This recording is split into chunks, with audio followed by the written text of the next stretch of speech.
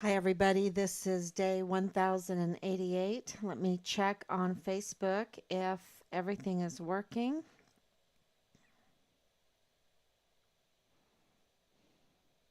We're burning the midnight oil.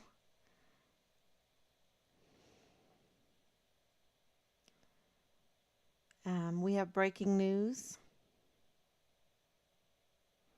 It looks like everything is working. Is my sound working? Yep.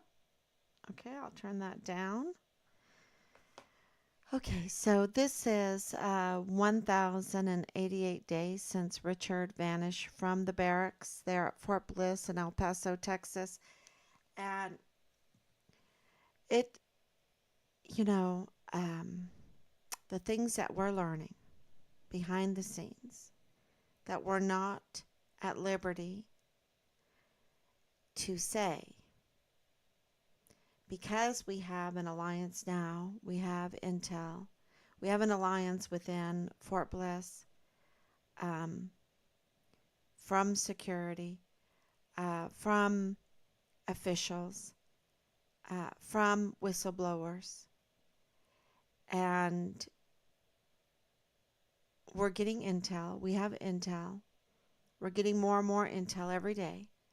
Sometimes I think it's more intel than what Major General Eisenhower is getting. Um, and we're updating him. And we wrote him a letter today, an email. Rob sent off an email to him today.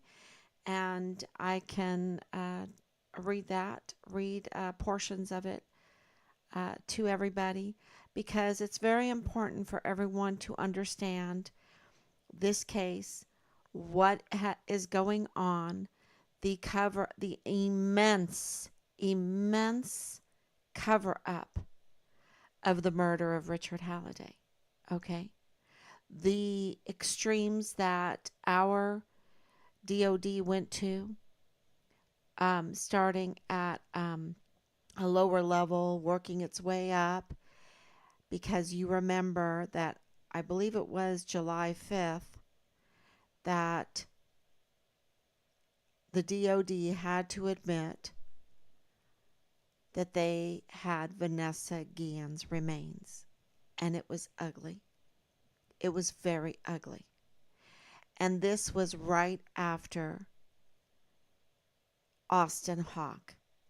Very ugly. Which was right after Enrique Roman Martinez's head that was chopped off with a hatchet, his hair pulled out, his eyes gouged out, had rolled up on shore. This is right after Vanessa Guillen, the whole battle for justice, for righteousness, um, for righteousness that the Guillen family had to fight for, to find their sister, right, their loved one, their daughter, their soldier. And of course, Caleb Smither, which there seems to be good news in Caleb Smither's case. I haven't talked to his mother, but I saw a post that I shared. I believe I shared it. I hope I did anyway. That Senator Ted Cruz is helping to take some action to get justice in Caleb's case. So pray for them. Pray that that really comes true. And of course, pray that if they have success, then so many other cases, I believe, will be helped, including our own case, by their success. So everything has a karma. Everything is related. And so I'm really praying for them. In our case, uh, when Vanessa Guillen's remains were found, this is what we believe. Okay, things had gotten so out of control because of so many soldiers being beheaded, being brutally murdered. I mean, so much dereliction of duty, so much retaliation of whistleblowers. And Richard's case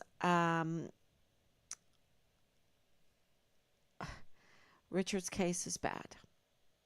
Yeah, it's bad. And it got worse. See, they had bad karma. They had bad intentions. They were up to no good, and that up to no good put them in fear. They were in fear because they panicked. They were in panic mode. And I believe Clem Coward was in panic mode. And I believe other generals there were in panic mode. And I believe McConville was in panic mode. And they had to find a general that would try to clean up this mess, try to cover up this mess. And that was, of course, Lieutenant General Sean Bernabe.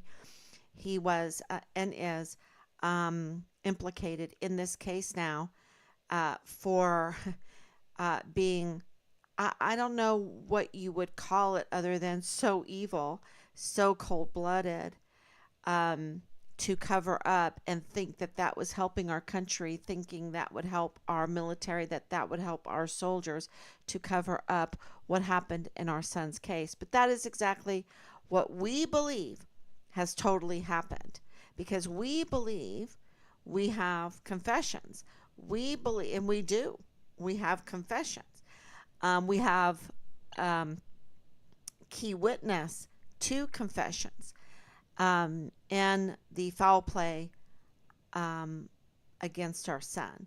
We have a long record of retaliation against Richard without cause. Okay, without any just cause, so it's a retaliation for unjust cause, right?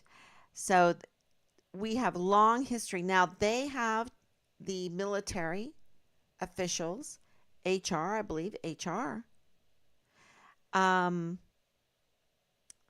who would scrub Richard's file, who would sanitize Richard's file, because they don't want people to know, or um, if this goes into a congressional inquiry, they don't want Congress to know when they look over Richard's file that he has this long history of being retaliated against, that he was given an unjust field grade Article 15 with maximum punishment and then more punishment added on to that.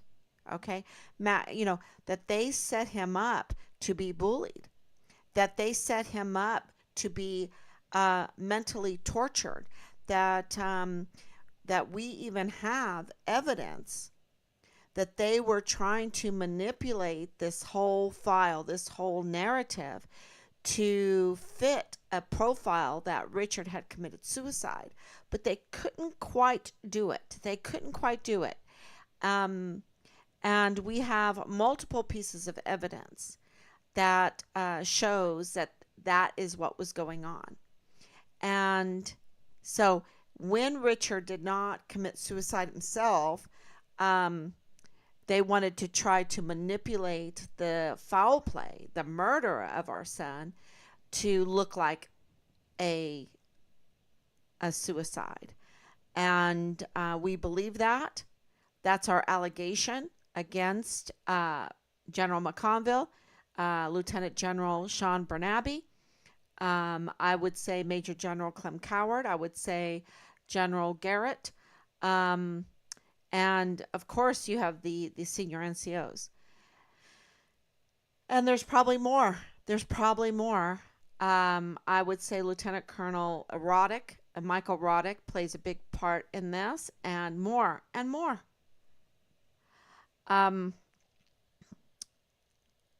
So I believe that people were placed into our path to create a narrative to sway us away from the truth and test us, test us, or yeah, or try to do some psychological operations against us, the asymmetric warfare tactics that they used against us in many different ways to try to get us to forget our son, to not look into uh, the environment surrounding our son, and leading up to his disappearance, and of course, uh, murder. We believe our son has been murdered.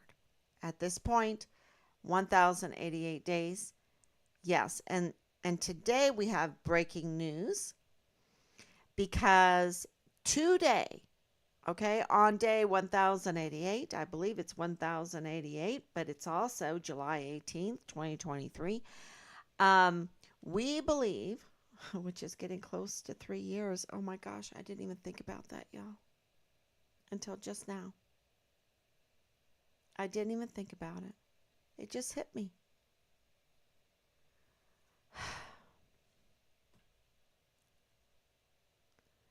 This is how, yeah, and just, it's going to be 3 years. Wow.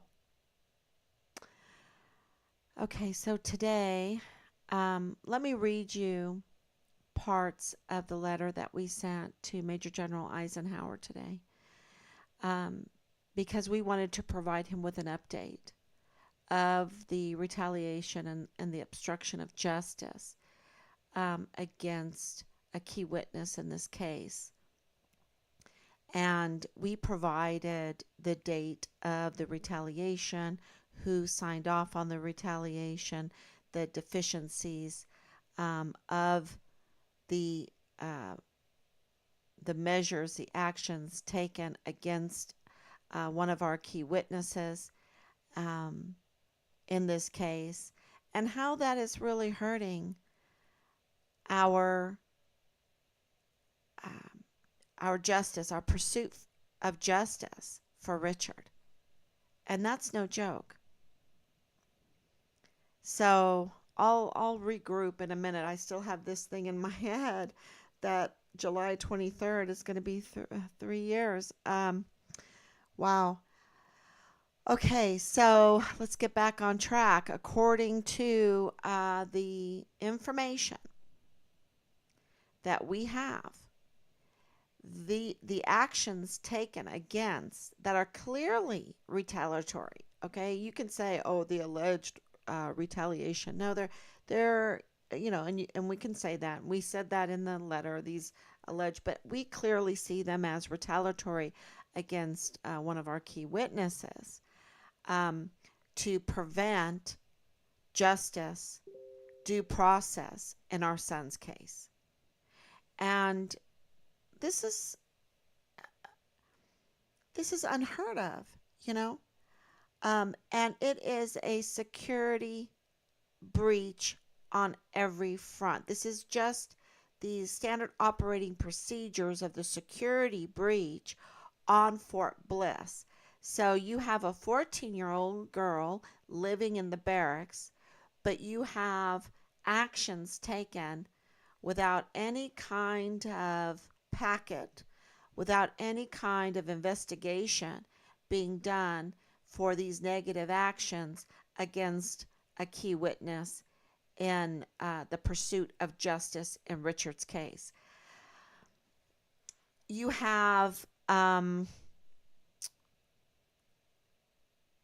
our witnesses, CID, FBI, Fort Bliss command complaint that was filed over a year ago about the security breach, about the leaking from CID Special Agent Tavita Nusa, tampering with files.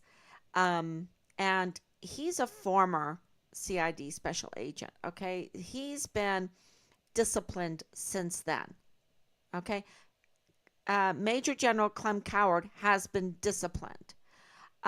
Lieutenant Colonel Roddick has been disciplined. And there's many more.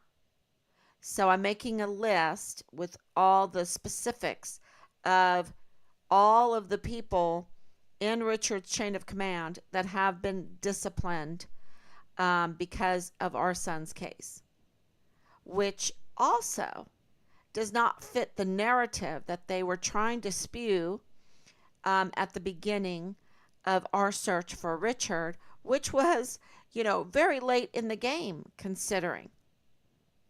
So they should have had their ducks in a row um, if they were pursuing the truth, but they weren't pursuing the truth. And that's why everything became very chaotic. And there were so many breaches in security on Lieutenant General Sean Bernabe's Fort Bliss. And now it's become Major General James Eisenhower's Fort Bliss security that has all of these breaches. And it's going to get even better with our breaking news as better, not better, worse. It's going to get even worse for you um, when you hear the breaking news that I just posted. You might already have read it. So, if the CID, and remember there's other conflicts of interest within the CID there on Fort Bliss. We have an El Paso police complaint whistleblower that El Paso Police Department, doesn't even answer us for about Leilani Hart, claiming that she is controlling Fort Bliss CID's office. That's a huge complaint. And then with Jay Paulin and her husband James Hart and Ron Steig and this little group, these groupies, this little group that clearly, how can they not know about the child pornography in Leilani Hart's home? How can they not know about the 7-year-old being sexually assaulted, that means raped, in Leilani Hart's master bedroom by multiple members of her family? How could they not know about uh, the incestuous relationship that First Lieutenant Dallas Hart, which is a former, okay, Dallas Hart was engaged in while he was serving as platoon leader on Fort Bliss with Richard Halliday, right? How can they not know? Because she put in a complaint. She put in a notarized affidavit confessing to all of this, okay? The day before Richard went missing, which is interesting. There's some interesting things about that. So there is this breach of security with these kind of relationships, these close relationships with Marlon Soto, with Tavita Nusa, with Leilani Hart, with James Hart, with Jay Paulin, with Ron Steig, and others, right there in the CID where Richard was going to put in complaints about the criminal activities in his unit. So where do soldiers go to that want to be whistleblowers? Do when they see something, they want to say something about fraud, waste, and abuse, right? And criminal activity. Where do they go? Where are they supposed to go? They're supposed to go to the very criminals.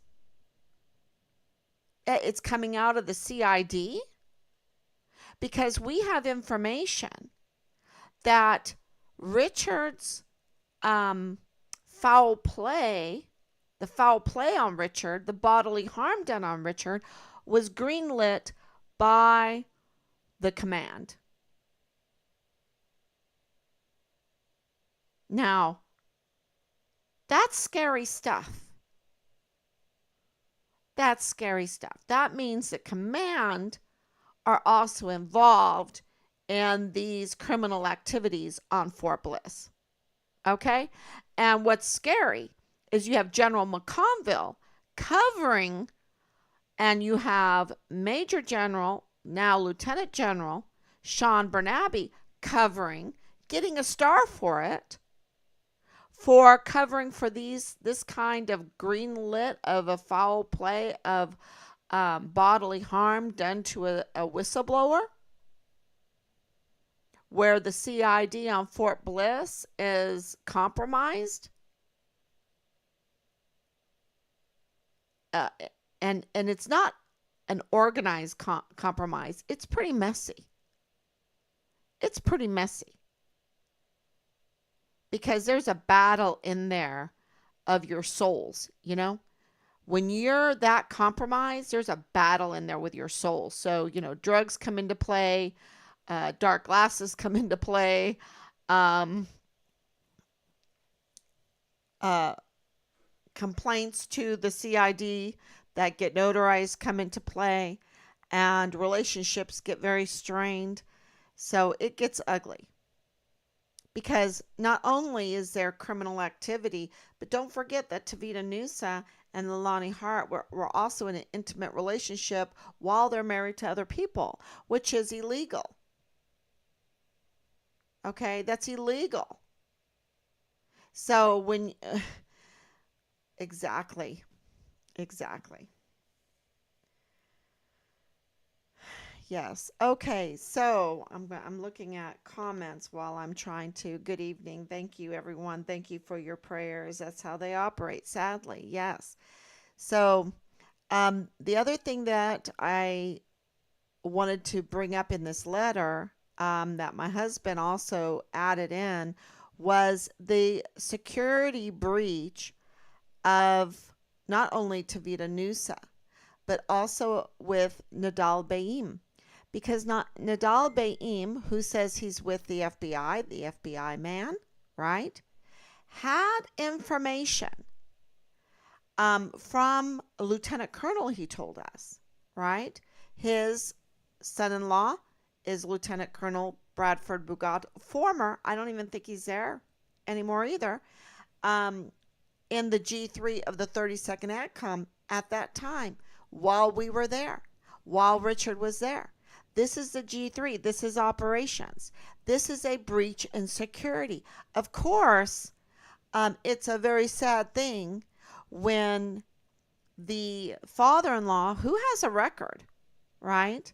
But I'm very, it's such mixed emotions because there's a gratefulness that he did come out and speak out and give us the CCTV footage, and that the cashier, who will be forever grateful for to, um, spoke out on a video boldly, testifying to what she had heard from Nadal Baim, that he had claimed to be with the FBI, um, that he is an employee of the FBI, as well as the father-in-law of a Lieutenant Colonel Bugado in the G3 of the 32nd ADCOM, and that Richard's remains were being sought in multiple locations, and that confused the cashier. How can that be? Because he also told her that the FBI were looking in Mexico for Richard's remains, and they found him. They found him, and he's dead, his remains. And shh, shh. And this happened on the 26th of October, 2020. Okay, that he walked into the Dollar General. The fact that Baim had insider knowledge and made references to Richard's status and whereabouts, knew this information, that we then called, and this is another security breach, we then called the State Department there in Juarez, Mexico, and he confirmed that the FBI were indeed looking for Richard's remains in Juarez, Mexico. And so it's, I mean, your heart breaks, right? When you see that there is this break of integrity at this kind of level on Fort Bliss, in the G3 of 32nd ADCOM, in the FBI, right? And then you're also grateful to it because if that didn't happen, we wouldn't know. We wouldn't know because we wouldn't find this is what's so disheartening. This is the emotional roller coaster because where is Richard's first lieutenant, right? Platoon leader. Where is the captain? Where is the lieutenant colonel? Where is the colonel? Where is his chain of command? Where is the CID being forthright with us? We have the State Department telling us, but they were covering up the fact, in my opinion, from what everything that I know, that they had found Richard's remains in several locations, including Mexico, and they were covering it up because they wanted to keep their lucrative jobs. There was just, it was already shaken up, right? The DOD was already shaken up because, and right in the middle of it, y'all, it hadn't even been finalized because it took months, right? So in the same month that the fan was getting very, very dirty, Richard goes missing and they find out. They find his remains. They find his remains. They find his remains. He's been dismembered. He's been murdered. And they have confessions. And then, where's the family? They're so worried about helping their other family members because of the whole COVID mess. They took advantage. They didn't contact the family. They didn't tell us he was a whistleblower. They didn't. They just did not tell us even who Nadal Baim was. We had to find this all out. They did not, square away the unit, flag the unit, do what they were supposed to do. No, they did the opposite. They did what you would have to do in order to cover up and make this very difficult to get to the truth. They did everything to make this difficult, and they're still making it difficult. So, which leads me to my breaking news. And the breaking news is, let me get to it.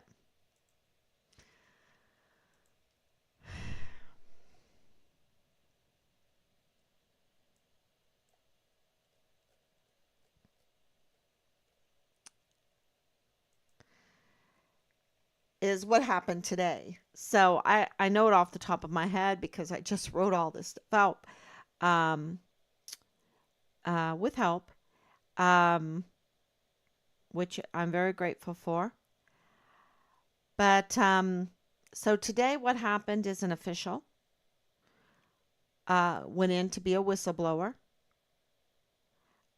is also a witness, it, also a witness in Richard Halliday's case. Okay. Um, and went into the JAG, Fort Bliss JAG office today. Spoke to, I can give you the rank, a major. They're having some trouble, you know. Um, there is, of course, it's summertime, so there's a changeover and everything. But he spoke to a major to report his uh, whistleblowing concerns, uh, huge concerns uh, of the deficiencies, of the retaliatory nature of actions that were taken against a key witness in Richard Halliday's case.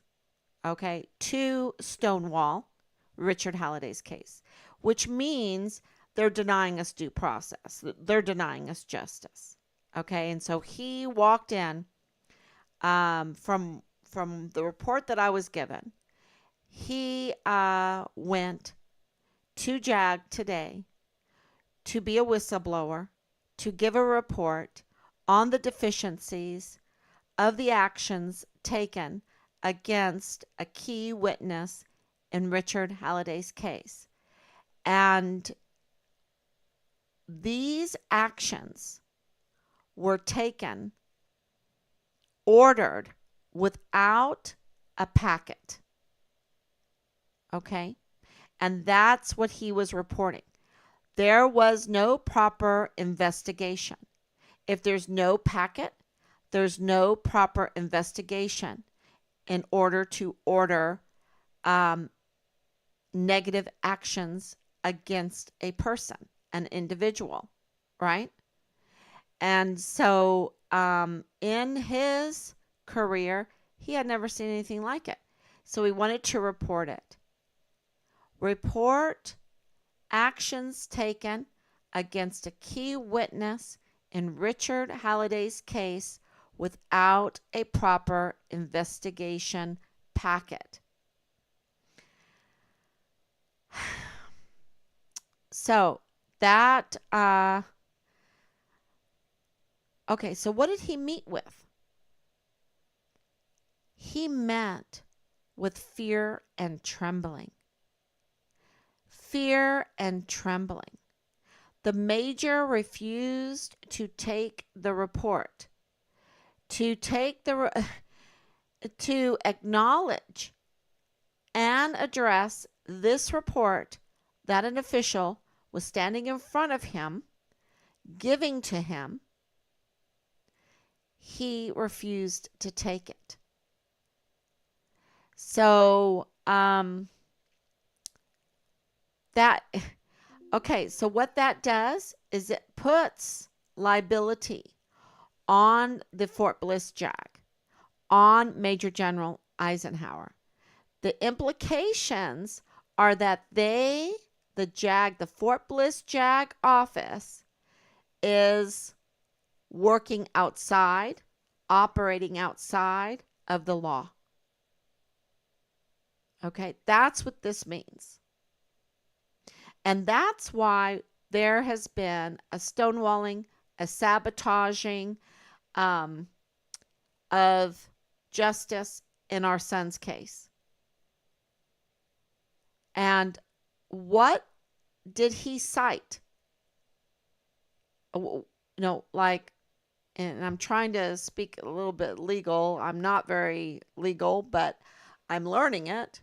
I'm learning it because that's the position they have put us in.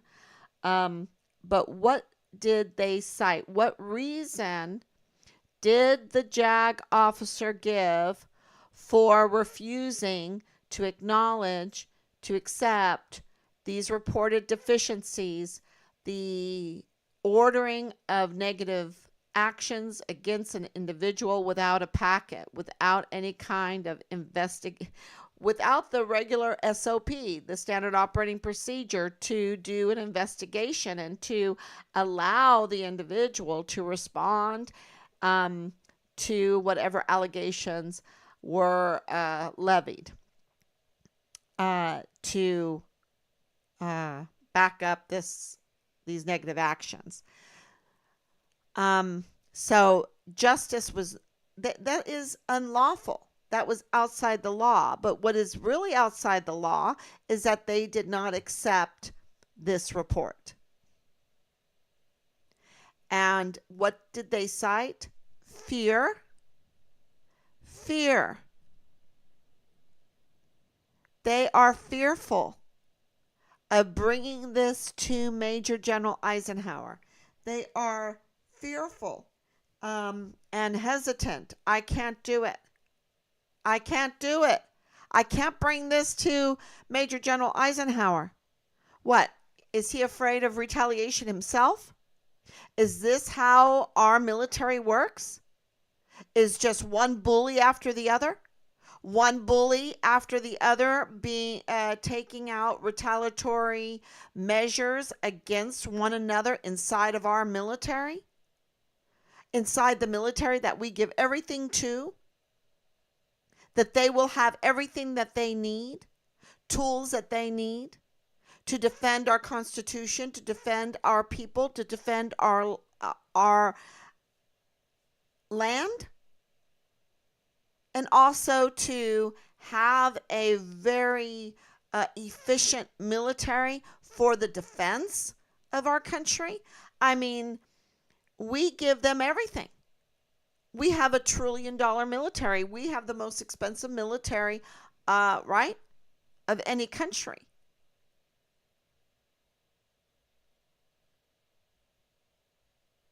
And yet, it's one big bully inside there. Uh, it goes to show you, it proves to you that when I call out the 44 four-star generals that are clearly servicing foreign and domestic enemies instead of defending our country, I think it corroborates what I have been saying month after month after month. Because we are being denied due process. We are being denied justice for Richard, to finding the truth for Richard. That they asked me at the very beginning, do you want to hear about your son? And I said, yes, I am ready to hear about my son. They don't want us to hear about our son.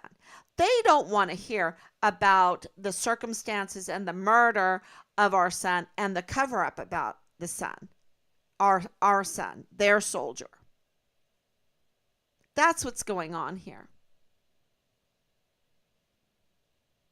So now we have the JAG at Fort Bliss, libel. Now we have to address this, right? One more thing to address, because we were given other information recently that we are in the middle of addressing that is absolutely denies us justice, denies us due process, and it's so bad. And thank you for the tip.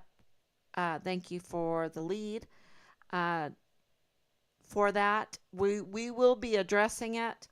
We are getting legal counsel on that to help us address. So we do have now an alliance. And in that alliance, we do get legal counsel, which has been very helpful to us lately. So we do get Team 5 Richard Halliday is expanding. It's expanding in a good way. And that's why we're getting the intel. That's why we have boots on the ground. And that's why these live streams are so important, because we're not getting the media help yet. One day we will. But right now we don't have the media help. I'm the media. I'm the acting media. Team Find Richard Halliday, we have been made the investigators because the CID is compromised. Even CID Quantico compromised. So this puts Major General Eisenhower in a corner. When JAG is compromised, when CID is compromised, he has security breaches, numerous security breaches on his installation. Then he needs to absolutely address this case. And the more that we get out, the more he's going to have to address it. And it's going to break, and it's going to be ugly. But you see, they should have dealt with it when they had found Richard's remains. They should have dealt with it when right after they found Vanessa Guillen's remains, and then they found Richard's remains, because we have not just Nadal Baim, the FBI employee, saying that they found Richard's remains. We have others. We have other testimonies. We have other information. And with leaders like this, who needs enemies? Because they're not fessing up to what we know, what we have, with where the evidence is pointing. And I will tell you this, you're going to find out in the coming days that Richard did a remarkable thing. And that every smear that was levied to tarnish his character will be debunked. Will be debunked. And it's going to be a little shocking too, because he was retaliated against, retaliated against, retaliated against. And this was a concerted, premeditated effort to do him harm mentally and then physically, and in between a little physical too. So it's all going to come out. He absolutely blew the whistle numerous times, and I should read that too. I should read that.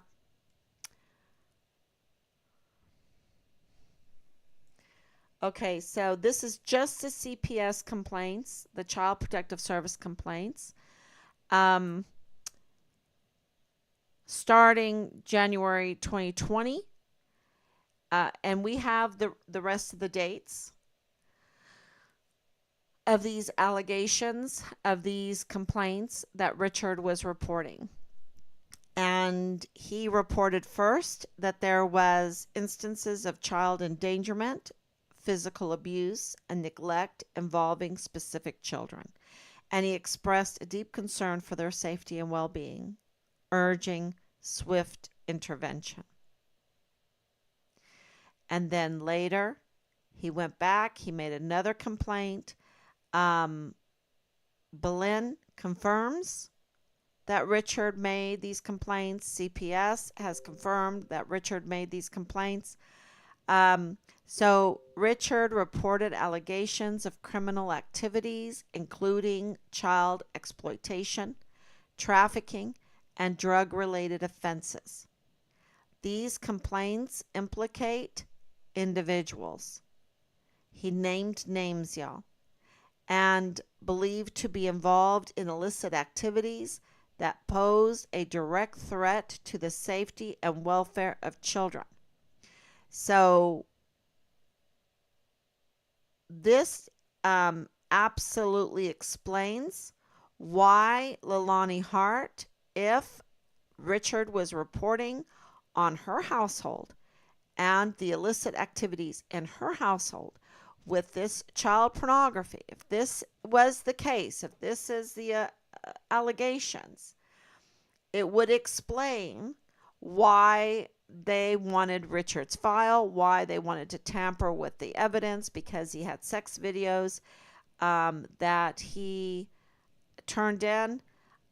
This explains so much of this, and why they were so angry with him, because these are serious crimes, and why she wanted to try to wash her hands of it by confessing on the 22nd of July, 2020, maybe giving her whistleblower status.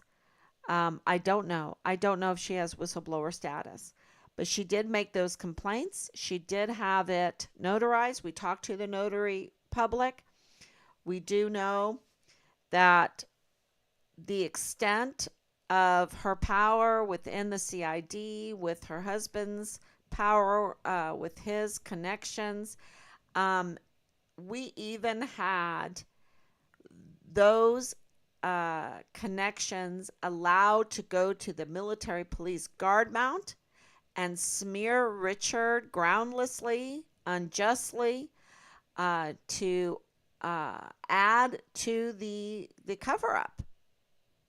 And we heard that from Anthony Swafford, a military police there that was persuaded um, by what he heard at the guard mount.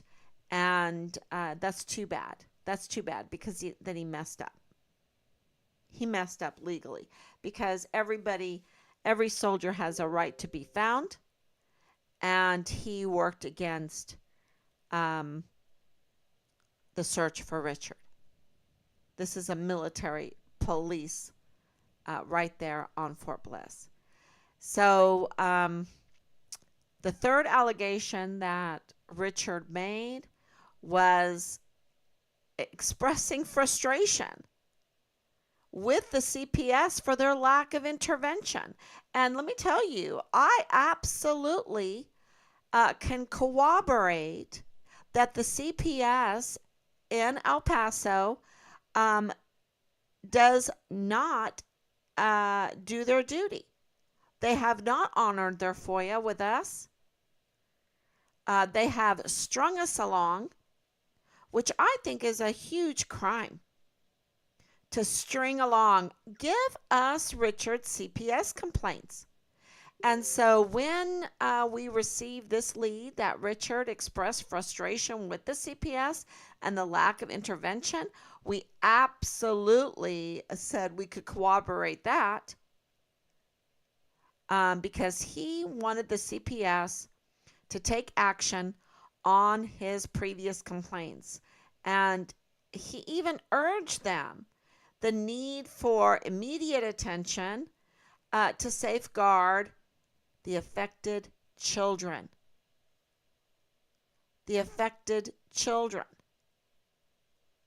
And we know now that El Paso, especially Fort Bliss, had a real problem with safeguarding children because out of the emergency intake center right there on Fort Bliss, led by the admirals, 85,000 children, minors, are unaccounted for. Where are they? Where are they? So that corroborates what Richard was reporting on. And so I'm going to be posting his CID complaints. And, you know, we're working very hard to put the timeline together. It's very sensitive, y'all. It has a lot of sensitive information. And I really want to release it all. I'm so sick and tired of these games. I want to put out this information. I want it to be swiftly verified or, denied with a packet. Like, let's have a packet of investigation. Let's see it. Let's let the American people see what they're paying for when it comes to the CID, when it comes to the command, when it comes to our volunteer sons and daughters. We need to hold them accountable. And then the only way we can do that is to put the cards on the table. All of this, I have a secret. This game, I have a secret. It is so... Shh. Why is it a secret? We pay them. They are our defense. And this, I have a secret, and all of the injustice, all of the retaliation is hurting our soldiers in secret, which is hurting our defense. And then the people in this country don't get that information. They think they have the biggest, baddest military, and yet it is being weakened and servicing foreign and domestic enemies. And the American people are taken for a ride. We need to have transparency in all of this. and hold these leaders accountable. We can't give them an inch because they have proven that they can't be trusted with the most valuable asset in this country, which is our volunteer sons and daughters. They can't be trusted. So we need to, what I would, when I, as a parent, I call it tomato staking, which means it's full transparency. We're going to be right next to you watching every move you make. And it needs to start out with a lot of arrests, including General McConville, including these 44 four-star generals and admirals that have betrayed us, and clean up our military. Clean it up. Take these uniforms off of these really domestic enemies. I was called a domestic enemy because I'm a grandmother going to January 6th with a pocket constitution. But no, these 44 four-star generals and admirals are the domestic enemies. Clearly. What else do we need to see before we call for a cleanup of our military? When we have a country that no longer wants to serve in the military, it's not because the hearts are not willing of our countrymen. It's because they know that the enemy is in charge of our military. They know. They see it in the Navy. They see it in the Air Force. They see it in the Marines. They see it in the Coast Guards. And they see it in the Army. And that's why we have a problem with our sons and daughters wanting to enlist to serve in the military.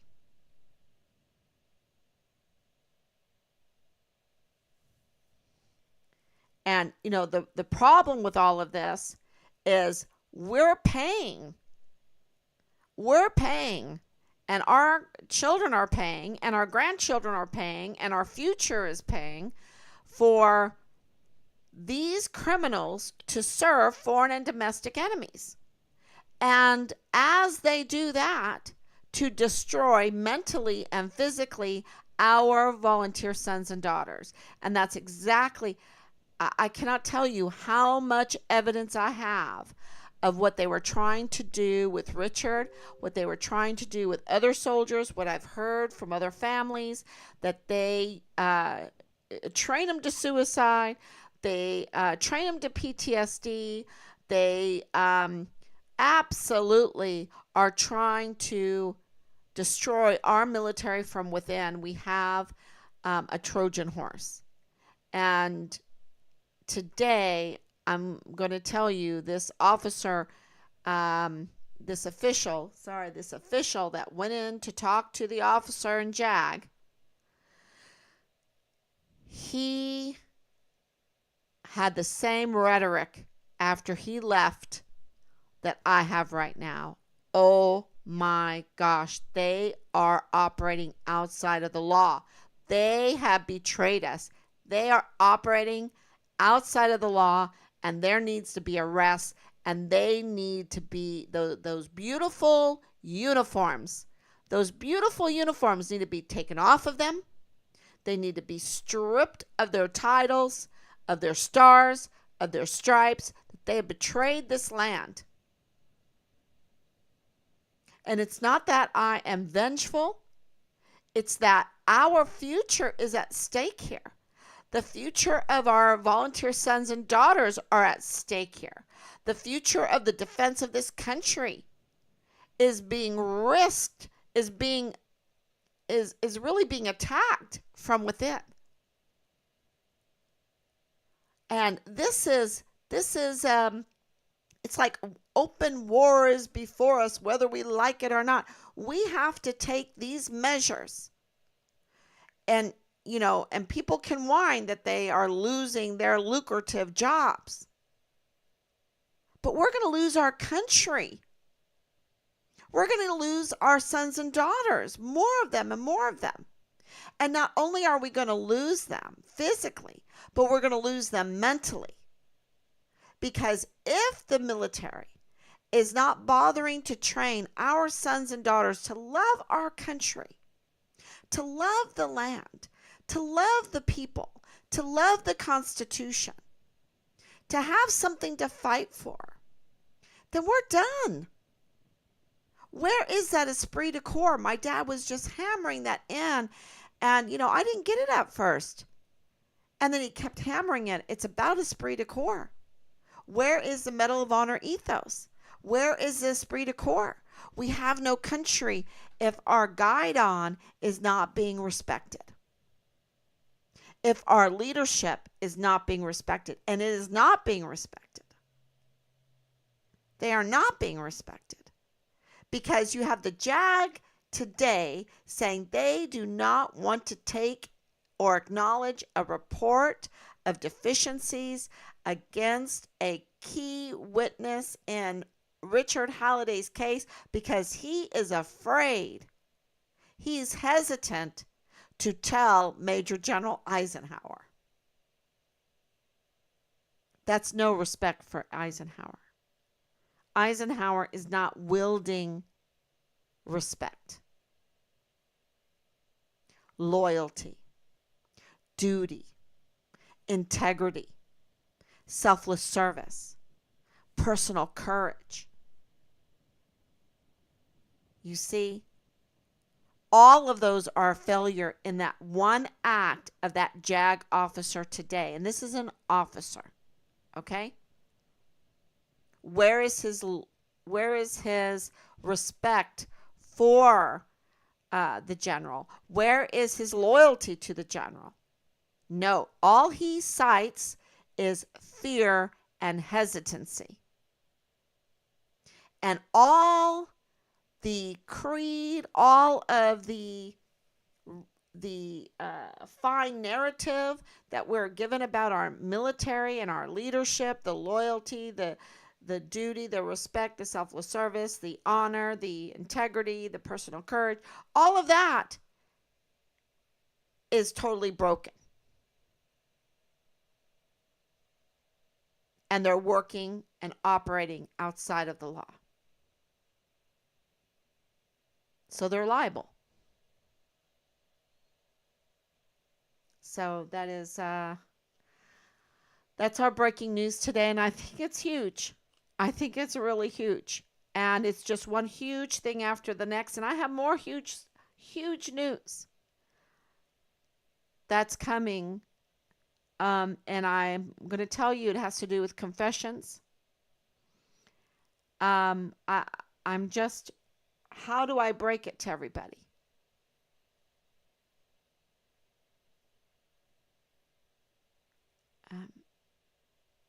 I don't know. I don't know what it's going to take for our representatives. They're supposed to be representing us to take action in this, to have a congressional inquiry in this. That Judge Robert Shook, let's talk about Judge Robert Lee Shook. We have sent 2 letters, and I'm going to send another one because we've given him ample amount of time to answer us. And he presided over Richard's case, things in Richard's case, and he could answer so many questions. And I think that, his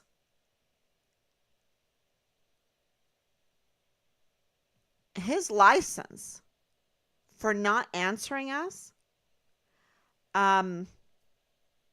needs to come into question, because he can answer so many of the questions because he presided over so many aspects of our son's case. And we have the right to know. because it's not just our son's case anymore, it's also our case. So, yes, we first and foremost, we want answers to those questions that have to do in regards to our son's case. But then we also want answers in regards to our case. And they just kick the ball, they just string you along, they just drag you along. And I think that needs to be really addressed. Um, they need to be answering us in a timely fashion because they say after so much time, then you don't have the right or whatever. Well, when they string you along, when they don't even notify you that your son is missing, when they don't even tell you that your son is a whistleblower, when they don't even tell you who Nadal Baim is, when they don't even tell you what's going on um, with the security breaches on Fort Bliss, when they don't even tell you about their findings that need to absolutely be revealed to the public, when they do not use the media, even the PAO, to communicate with you, then I think that they need to be held accountable for that also. When they make you into the chief investigator of your son's case and they make you find out that foul play is involved. Because how long do they think that this was going to be held a secret? Shh, shh, shh, right? That we would just go off and just uh so many families during World War II in Germany, I'm talking about in Germany, my knowledge of Germany, they did not know if their loved one was dead or alive because they lost the war and everything was chaotic and they didn't know. There were so many prisoners of war. There was German prisoner of war here in the United States, a lot of Louisiana, Mississippi. There were in the Russian prisons there, where my grandfather died, um, on the Russian front. And my oma, but families didn't know. And my oma was very grateful because she did get a letter and she got my grandfather's wedding ring in the mail.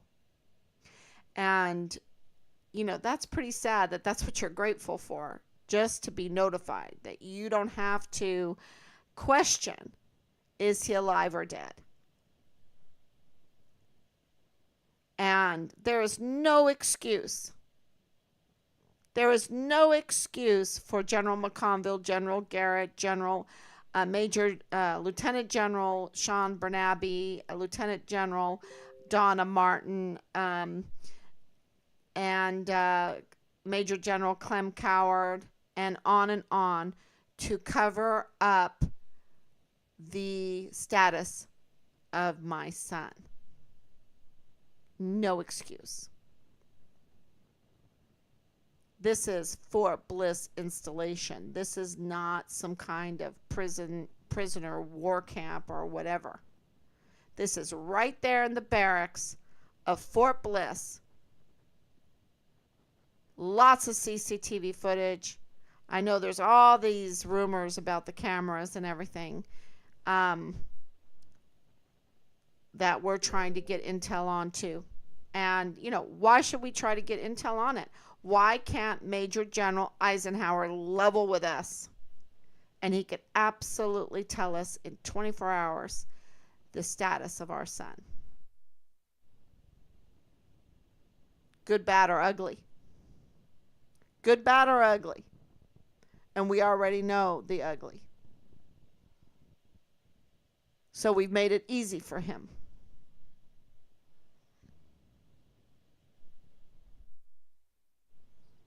But see, the thing is,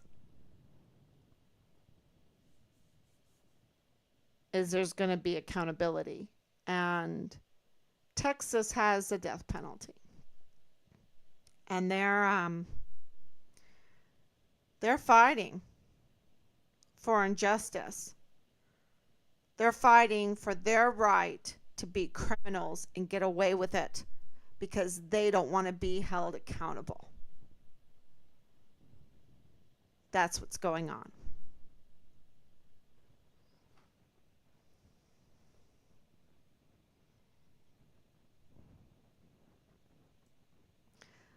I don't think too many doubt that, doubt what I'm saying anymore. Okay, thank you, Anicia, for coming on. Thank you for your prayers. Thank you, Danielle, praying for justice. Thank you, Delirious. Uh, and thank you, Grace. Um, thanks for sticking with us for so long, 1,088 days. And, but this is what it takes. This is what it takes. There is no getting sick, right? There is no rest. There is no, um, regular life if you want uh, to demand accountability and the truth from a compromised government, compromised DOD. I mean, uh, because they have to be driven to do the right thing. Those aren't my words. Those are Lieutenant General Sean Bernabe's words. They have to be driven to do the right thing, to change their ways, to change their policies, their unspoken policies.